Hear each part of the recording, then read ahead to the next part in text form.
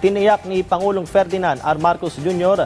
ang patuloy na pagtulong ng pamahalaan sa mga apektado ng panalasan ng Bagyong Leon at Christine. Iginiit ng Pangulo ang pagtugon sa hamon ng climate change. Yan ang ulat ni Kenneth Pasyente.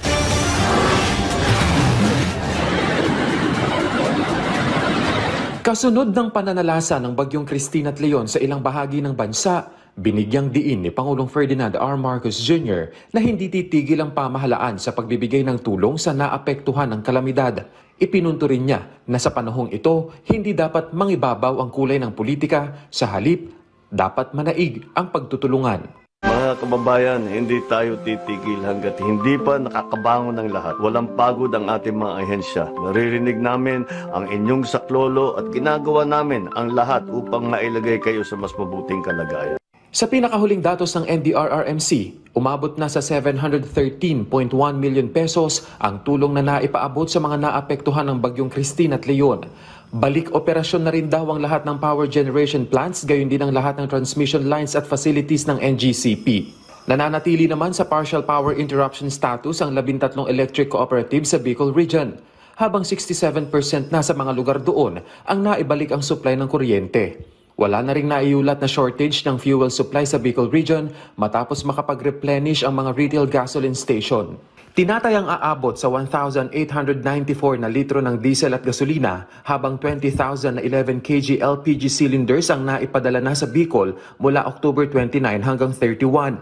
Bagamat tuloy-tuloy ang tulong, iginiit ni Pangulong Marcos Jr. na hindi dapat magpakakampante at dapat nang mas pagtuunan pa ng pansin ang disaster risk reduction at response, lokal man o pamahalaang pangnasyonal.